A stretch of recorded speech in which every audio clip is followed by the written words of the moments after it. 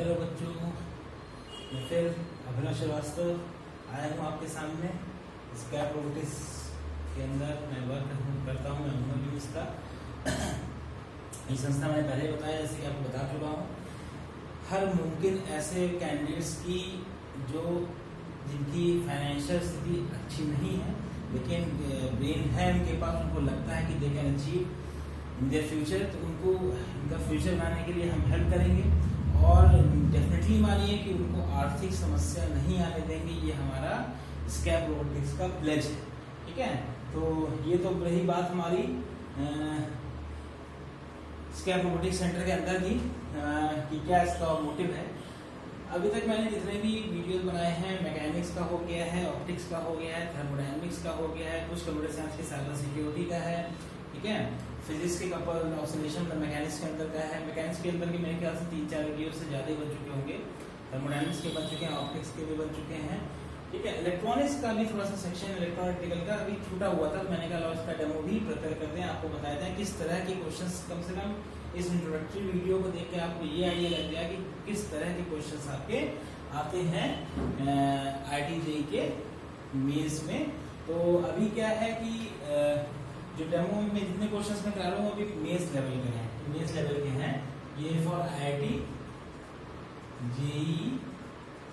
Only mains, ठीक है, plus NEET.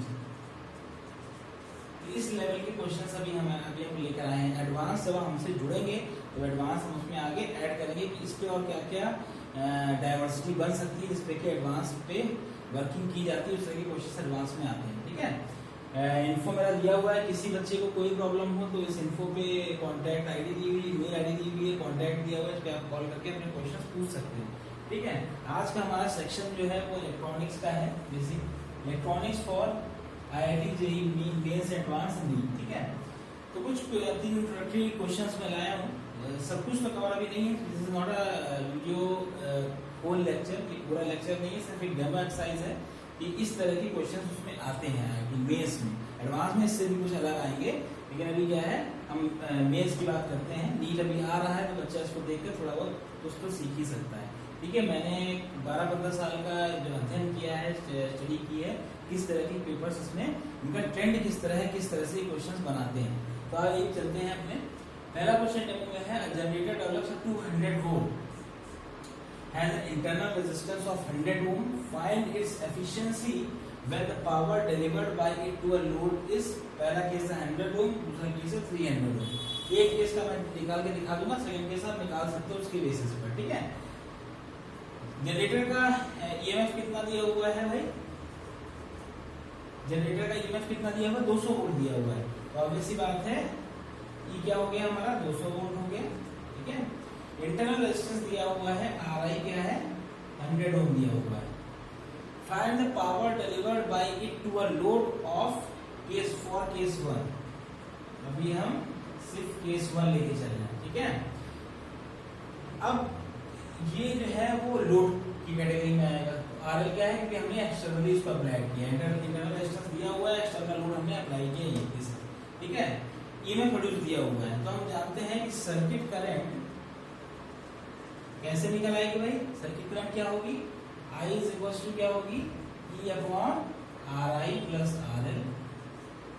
ठीक है, ये हम पहले पढ़ते आए हैं अपने सिलेबस में। जैसे रिकैप, E क्या है 200 अपॉन RI क्या है 100 प्लस ये 100। ठीक है, तो कितना हो गया? That is 1 ampere. ठीक है, क्या निकालना है? एफिशिएंसी निकालनी है। When the power delivered by it to a load is this. तो एफिशिएंसी कैसे निकलेगी भाई? हमें पता चल, पहले इनपुट पावर पता होनी चाहिए, इनपुट कितनी पावर है और आउटपुट कितनी पावर है। अगर ये पता होगा तो एफिशिएंसी हमारी निकल आएगी। तो इनपुट पावर, सॉरी पहले आउटपुट पावर निकाल लेते हैं। आउटपुट पावर कितनी है भाई हमारी? क्या होगी I² RL, क्योंकि आउटपुट पावर हमेशा लोड पे जाएगी। तो I² RL क्या होगा 1 का स्क्वायर इंटू RL क्या है लोड रेजिस्टेंस, पहले केस में 100 ओम है, तो क्या होगा 100 वॉट। ठीक है, इनपुट पावर क्या होगा I² RL प्लस RI, ये क्या होगा 1² ब्रैकेट में 100 प्लस 100 दैट इज 200 वॉट। तो देखिए 200 वॉट पावर में से केवल 100 वॉट लोड को मिल रही है, तो एफिशिएंसी कितनी हुई? From 200 what power generated,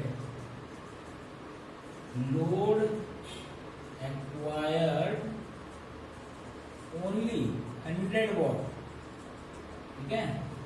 200 what में से इसको कितना मिल रहा है? केवल 100 वॉट लोड को मिल रहा है। एफिशिएंसी कितनी हुई इसकी? That means efficiency of generator कितनी हुई? 50% हो गई भाई। 200 में से केवल 100 ही मिला तो 50% एफिशिएंसी हो गई जनरेटर की। तो इस तरह की प्रॉब्लम। अब आप ये कहोगे साहब इसमें तो एक कैपेसिटिव और इंडक्टिव सर्किट्स भी लगे होते हैं, तो भाई ये आपको पता होना चाहिए कि जो भी पावर कैलकुलेशन होता है, पावर कैलकुलेशन में अगर आरएलसी सर्किट लगा हुआ है, इनकेस आर लगा हुआ है, एल लगा हुआ है, एक्ससी लगा हुआ है, तो जब भी लोड फैक्टर या पावर कैलकुलेशन होगा तो power is dissipated only in the register part. क्यों? क्योंकि इनकी पावर कैलकुलेशन में हम देखते हैं कि average power consumed by the passive circuits is equal to 0। मतलब जो पावर कंज्यूम्ड होगी वो केवल रजिस्टर पे होगी। इनका क्या होगा? पावर कंजप्शन क्या होगा? वो 0 होगा। क्यों 0 होगा? क्योंकि हम जब एवरेज करते हैं, पावर कंजप्शन निकालते हैं, तो अगर आपने आरएलसी सर्किट पढ़ा हो इंटरमीडिएट में, तो एवरेज पावर कंजप्शन का 0 होता है। तो हमेशा पावर कंजप्शन जो निकालेंगे वो I2R से ही निकालेंगे। तो आउटपुट पावर कितनी? जो लोड पे जा रही है। भाई ये कोई सर्किट होगा आपका इस तरीके का, यहाँ पे E है, यहाँ पे RI है, ठीक है, ये लोड कनेक्टेड RL, ठीक है। तो ये इसका अपना, ये RI is the internal resistance है इस पोटेंशियल सोर्स का, जनरेटर का। तो इनपुट पावर ये एक्चुअल में इसको कितनी पावर कंज्यूम करना चाहिए?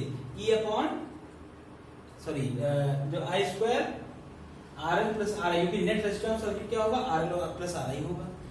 यहाँ पे अगर इनपुट पावर, अगर हम इस माने कि इस सोर्स से कितनी पावर ड्रॉ होनी चाहिए, तो इस सोर्स से उतनी पावर ड्रॉ होनी चाहिए जितना भी रेजिस्टेंस हो, उसका भी तो काउंटर मेजर है। तो क्या होगा? I2R नेट, और R नेट क्या होगा? RL प्लस RI, ठीक है। इससे नेट पावर इसको कितनी देनी चाहिए ये निकलेगी। लेकिन कंज्यूम कितनी हुई? कंज्यूम तो केवल यही एंड पर हुई, जनरेशन यहां से हुआ, लेकिन कंजप्शन तो यहां से हुआ। तो कंजप्शन के लिए केवल I2RL लगेंगे, इसीलिए आउटपुट पावर को I2RL कहा गया है। जबकि इनपुट पावर, जितना इनपुट पावर मतलब जो पावर इसको प्रोड्यूस करनी चाहिए, वो तो उसको जो रियल चीज, जो आइडियल चीज है, उसमें तो उसको net resistance RL plus RI मानना पड़ेगा ना, नेट रेजिस्टेंस ऑफ सर्किट, उसके हिसाब से ही पावर जनरेट करेगा। लेकिन कंज्यूम कितना हो रही है? केवल इस एंड पर हो रही है। इसीलिए क्या होगा? जो आपका आउटपुट पावर है वो केवल I2RL में निकाला है, जबकि input power RL plus RI में निकाला है, ठीक है। तो इस एफिशिएंसी जनरेटर कितनी आई है? 50% आई है। The same case for case 2 you can apply only at your home, ठीक है। आप अपने होम पर सेकंड केस को अप्लाई कर सकते हैं और पता कर सकते हैं एफिशिएंसी। देखिए इस तरह के छोटे छोटे क्वेश्चंस आते हैं, कोई बहुत बड़ी चीज नहीं आएगी, वही चीज आएगी जो कुछ कॉन्सेप्चुअल हो थोड़ी। क्योंकि बंदा यहाँ पे ये समझने में थोड़ा सा इनकम्पिटेंट हो सकता है कि भाई इनपुट पावर कौन सी है और आउटपुट पावर कौन सी है। चलिए ये तो रहा पहला क्वेश्चन का सॉल्यूशन, ठीक है। अब बात करते हैं, इसको हम ऐसे खींच देते हैं इससे आपको देखने में आराम हो जाए। यहाँ से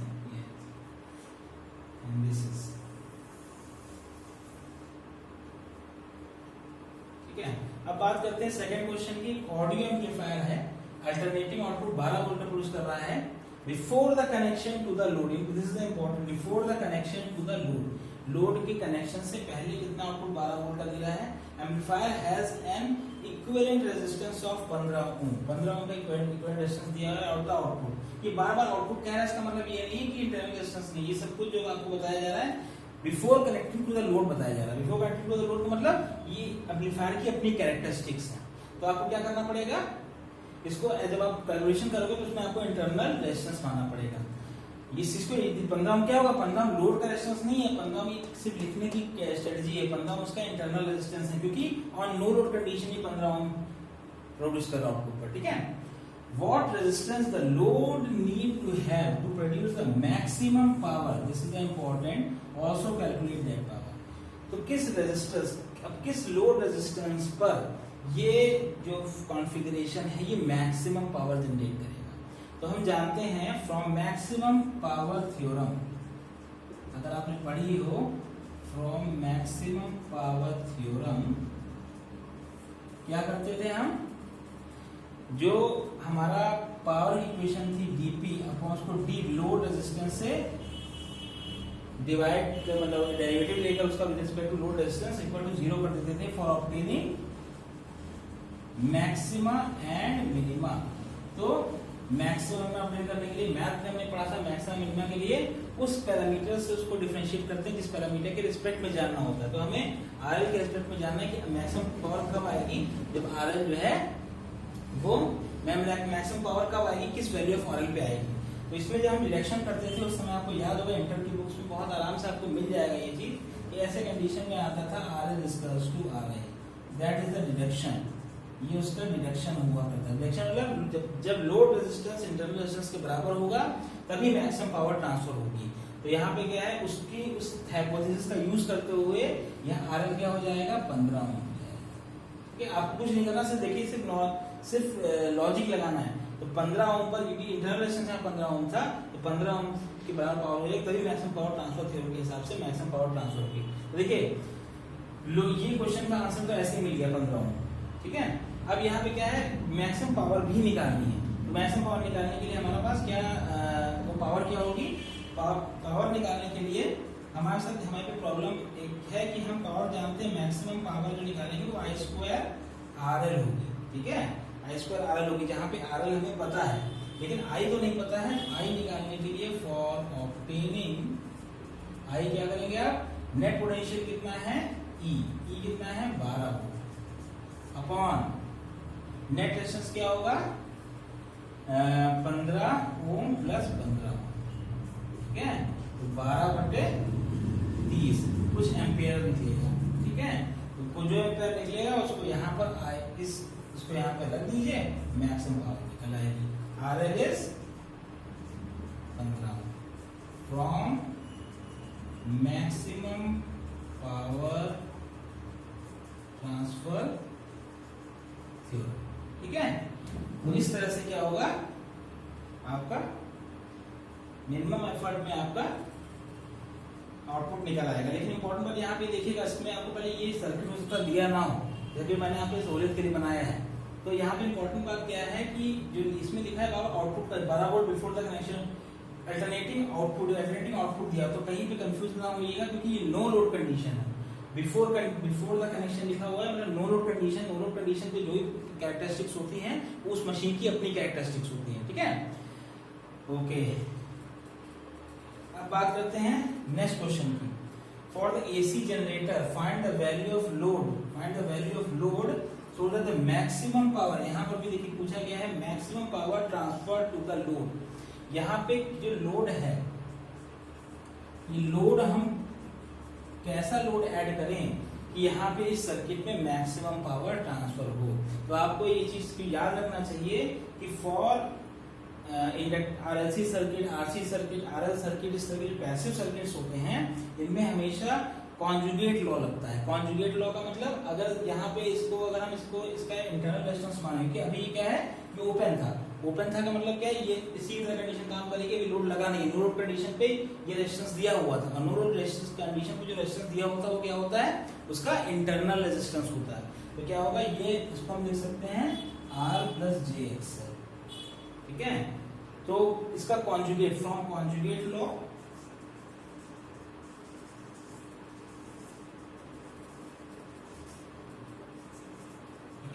फ्रॉम कॉन्जुगेट लॉ, और आरएल होगा हमेशा उसका कॉन्जुगेट जब जाएगा R -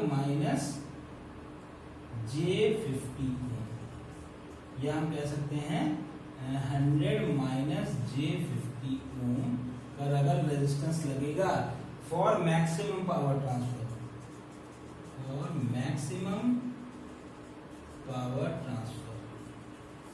तो मैक्सिमम पावर ट्रांसफर के लिए अगर जो भी रेजिस्टेंस यहाँ पे लगा हुआ है लोड कंडीशन पे, उसका कॉन्जुगेट जो है वो लोड ऐड कर दिया जाएगा, तो मैक्सिमम पावर ट्रांसफर हो जाएगी। अब फिर वही बात है कि मैक्सिमम पावर निकालना कैसे, मैक्सिमम पावर निकालने के लिए IP = क्या होगी, I² RL। यहाँ पे जो लोड लगेगा उसमें RL क्या होगा, 100 ओम होगा, 50 ओम नहीं होगा। क्यों कि मैंने बताया कि जो ये इंडक्टिव कैपेसिटिव रिएक्टेंस और इंडक्टिव रिएक्टेंस होते हैं, इन पर जो है पावर कैलकुलेशन नहीं किया जाता है, इनकी एवरेज पावर 0 मानी जाती है। ठीक है, तो RL कितना होगा, यहाँ पे जो RL लेंगे वो क्या लेंगे, 50 ओम लेंगे। ठीक है, 50 ओम, इसका 50 ओम नहीं होगा, इसका 50 ओम नहीं, 100 ओम लेंगे। ठीक है, क्यों, क्योंकि यहाँ पर RL क्या है, दैट इज RL। ये 100 ओम यहाँ का नहीं है, 100 ओम किसका है, तो यहाँ लोड का लगेगा 100 माइनस 50J, इसका RL ये है। ठीक है, क्योंकि कैपेसिटिव, ये जो ऑब्वियसली बात है माइनस लगाया तो कैपेसिटिव होगा यहाँ पे। ये लोड कैसा होगा, ये लोड कुछ इस तरह से होगा, 100 और 50। ठीक है, इस तरह से कुछ लोड होगा ये, तो कैपेसिटिव इसलिए माइनस है यहाँ पर, माइनस 1/मेगा से होता है ना जे। ठीक है, तो ये RL इसका लिया है, इसकी इनके अक्रॉस जो है वो पावर कैलकुलेशन नहीं की जाती, इनको एवरेज पावर 0 माना जाता है इसका।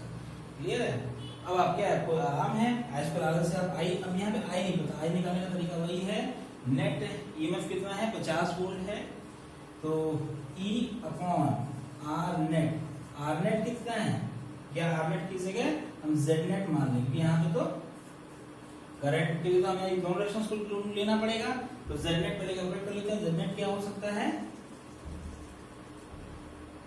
R minus R plus J XL, ठीक है, plus R minus J XC, ये तो हो सकता है। तो ये जो है X, ये चीज दोनों की क्वांटिटी से में कट जाएंगे, तो क्या बचेगा, 2R बचेगा, मतलब 2 into 100, 200। ठीक है, दैट इज 200 ओम। अब यहाँ I की वैल्यू आप रख दीजिए, I क्या निकलेगा इससे, I क्या निकलेगा, E क्या है, 50/200। ठीक है, 5 और 20, 1/4 एम्पियर उसका क्या आएगा। अब I की वैल्यू आप यहाँ रख देंगे, तो maximum power transfer of the maximum power transfer to the load कितना हुआ वो निकल आएगा। तो लोड में से मैक्सिमम पावर ट्रांसफर केवल जो पावर खपत होगी इस रेजिस्टेंस पे होगी, इसकी पावर कैलकुलेशन को 0 मानते हैं। ठीक है, इसी का XC का भी 0 मानते हैं, XL का भी 0 मानते हैं। ठीक है, that is the important thing. तो मैक्सिमम पावर कंजप्शन जो होगा वो हमेशा RL के अक्रॉस निकलेगा, ये इंपॉर्टेंट है। तो यहाँ पर जितने भी क्वेश्चंस मैंने कराए हैं उनका बेसिक एम यही है कि आप जो है कॉन्सेप्ट को समझें। ठीक है, the important thing is concept, ना कि क्वेश्चन आप वैरायटी में करते जाइए, उससे इतना इम्पोर्टेंट, इतना मैटर नहीं है जितना उन क्वेश्चंस की क्वालिटी पर होगा। तो आप देखते होंगे कि बहुत से कोचिंग इंस्टीट्यूट्स या बहुत से ऐसी प्रिपरेटरी ऑर्गेनाइजेशंस हैं जो बहुत सारे क्वेश्चंस का बैंक बना देती है, लेकिन क्वेश्चंस में वैरायटी होनी बहुत इंपॉर्टेंट है। यहाँ पर IIT मेंस में या नीट में आपसे कोई बल्क नहीं मांग रहा है, आपसे क्या मांगा जा रहा है, आपसे मांगा जा रहा है कि आप ज्यादा से ज्यादा डाइवर्सिटी, आपके कॉन्सेप्ट्स में डाइवर्सिटी हो। तो वो डाइवर्सिटी डेवलप करने के लिए यहाँ पे ये क्वेश्चंस मैंने कराए थे। ठीक है, अभी से बहुत कुछ है, ये तो बस बहुत एक छोटी सी झलकी है। जैसे मैक्सिमम पावर ट्रांसफर थ्योरम मैंने आपको पढ़ाई की, इसे आपके एप्लीकेशन बताया कि यहाँ पे ऐसा ऐसा होता है। ठीक है, may this will be fruitful for you, may this will be fruitful for you in the NEET examinations, I hope so। और हम चाहते हैं कि अगर कोई बच्चा रह जाता है, उसको लगता है प्रिपरेशन हमारी नहीं है, तो आपको पता है कि अटेम्प्ट्स इसमें बहुत लिमिटेड है, तो इस बार को आप गैप करके हमसे जुड़िए, पहले हमसे पढ़ लीजिए, फिर नेक्स्ट टाइम आप जो है एग्जाम दीजिए, डेफिनेटली आप क्रैक कर लेंगे, ये मेरा वादा है। मैं अभिनव श्रीवास्तव, मेरे कॉन्टैक्ट इन्फो दिया हुआ है, कोई प्रॉब्लम फंसे, कुछ भी हो, आप मुझसे कॉन्टैक्ट फोन भी कर सकते हैं, मेल भी कर सकते हैं। बच्चे मुझे भेजते हैं कि सर ये प्रॉब्लम मुझे नहीं आई, उनको सॉल्यूशन उसी समय विद इन 1 डे के अंदर मैं उनको सॉल्यूशंस का प्रोवाइड कर देता हूँ। ठीक है, क्योंकि मैं जानता हूँ for you time is crucial, जो कॉम्पिटिटिव लर्निंग होती है उसमें टाइम बहुत क्रूशियल होता है उस समय में। तो मैं चाहता हूँ कि आप बिल्कुल समय वेस्ट न करके आप इस तरह के क्वेश्चंस पे वर्क करें, हमसे जुड़े। धन्यवाद।